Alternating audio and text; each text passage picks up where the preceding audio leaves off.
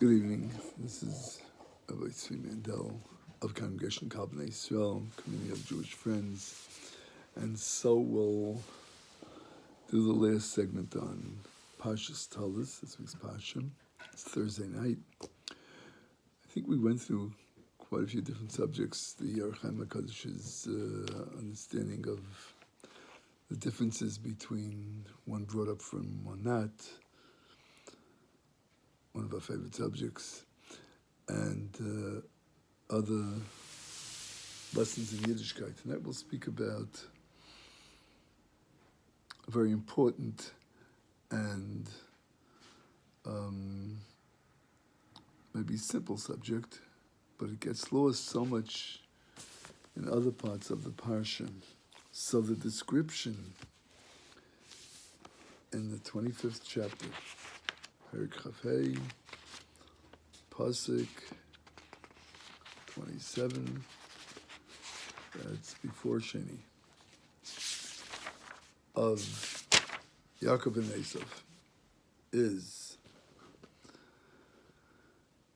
after they grow up, Vayigdalu Anorim, they grew up, the children, and Esav was Ish Yodei Etzayid, Ish Sada, V'Yaakov Ish Tam Yoshev Alam.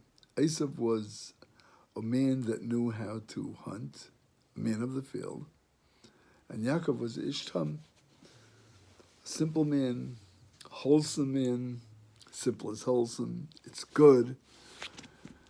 Not like we think sometimes. And he's Yoshev Ahalim. He sits in the Beis Medrash and learns. Says Rashi. As long as they were younger, so no one really knew who they were, and people really didn't care so much. They weren't medactic by him.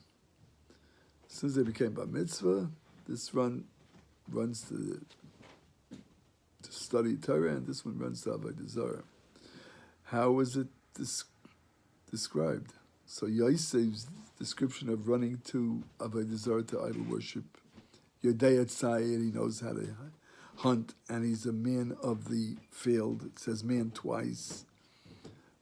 That's one description of going to worship idols. There's one thing you have to do with the other. Yaakov is Ishtam. He's a wholesome or whole man, simple, straight, Yoshev Ahalim.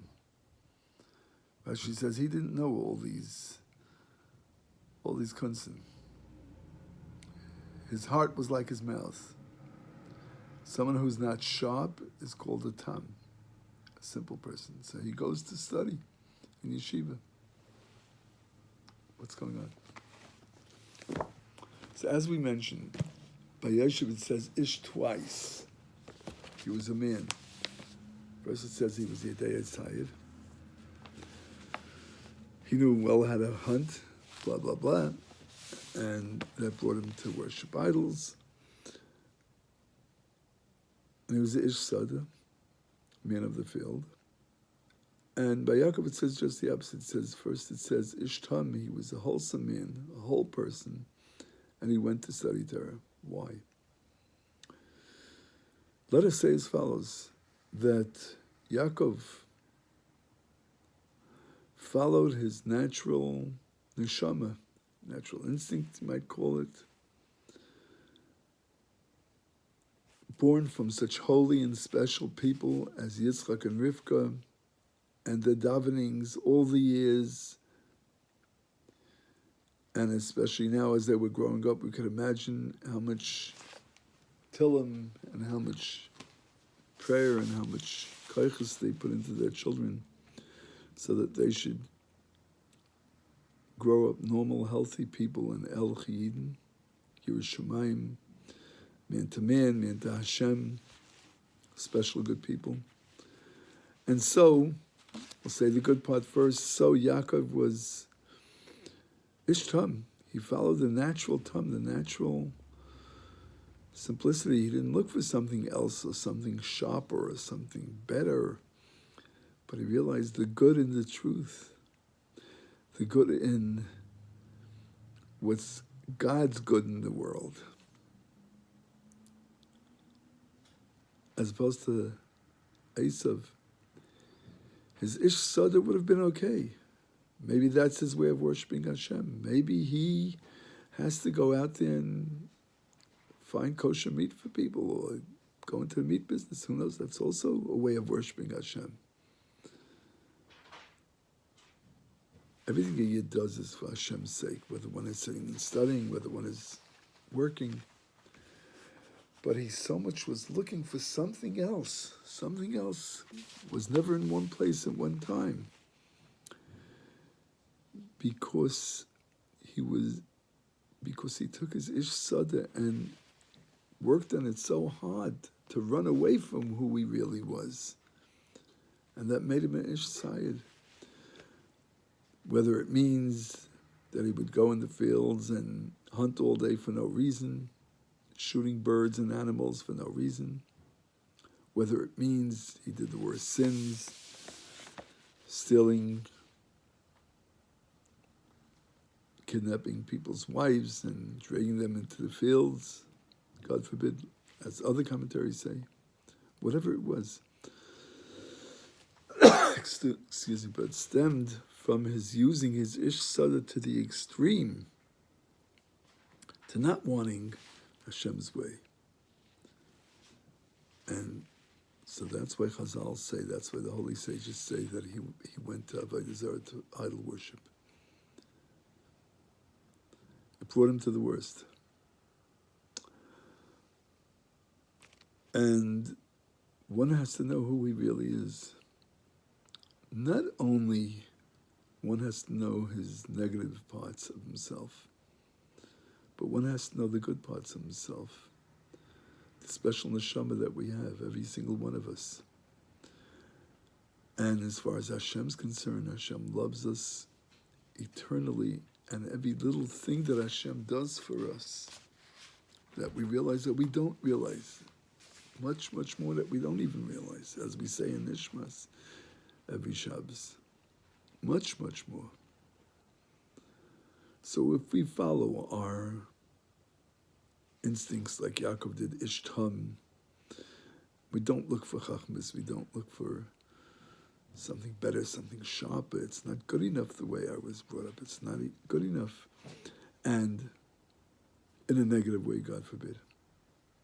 And we don't remember the davenings and the tefillahs and the hot tears of our Babas and our Zaydas and our parents for so many generations.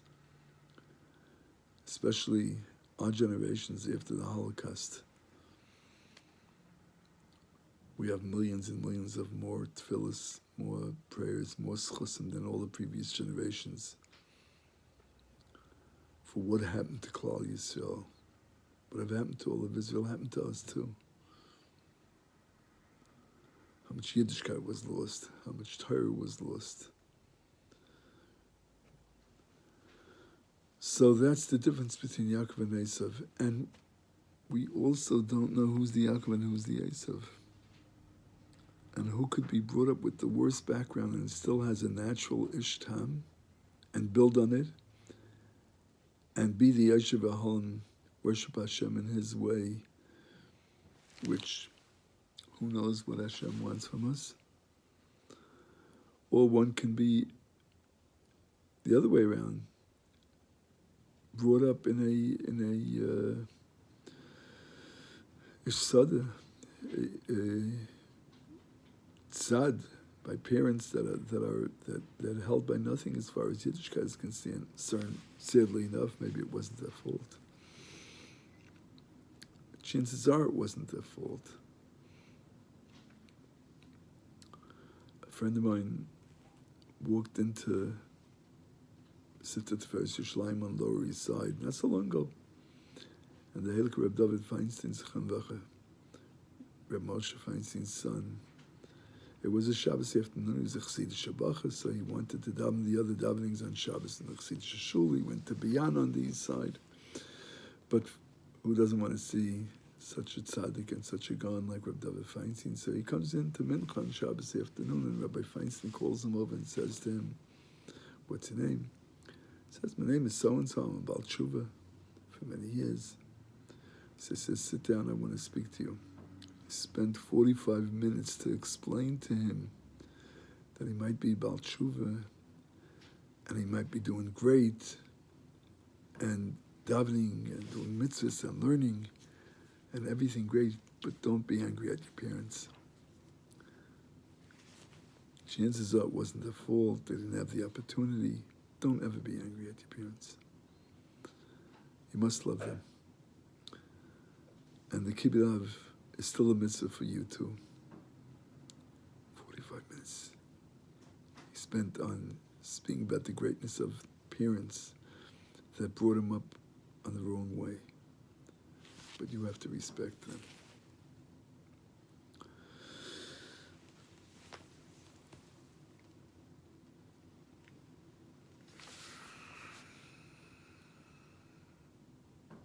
I heard from a great Rav in Bar Park, Reb Shmalka Leifa, the Dvana Rebbe, very special person. He's a nephew of the Skalya Rebbe Zchandacha. The old Skalya Rebbe Zchandacha was Mamash Malach Hashem, also a big Adel B'Torah, very great in learning. Skalya Rebbe told him as follows. He was his Gabba for some time, and I heard him say over this story. Between the wars, many of the big Rebbes were in Vienna, running away from the Nazis, especially the Division Rebbes. Skalya Rebbe was also in Wien between the wars. And the following story happened. There was a Jew who came from a nothing background, Nebuch, sadly enough, very assimilated German Jew, and his daughter got very, very sick. So sick that all the doctors gave up on her. He was a very rich man, he could afford the best doctors. They all said, forget it, she's going to die. But he knew that he was a Jew, and he knew Hashem loves him. And so he ran to the Reform Temple in his town, knocked on the door, came inside, there was no one there, it was the middle of the weekdays, and the secretary says, sir, may I help you? And he says, yes, I want to talk to God. She said, who? Okay, without making a joke out of it, right? What do you mean? He says, I want to talk to God. Please, open the sanctuary.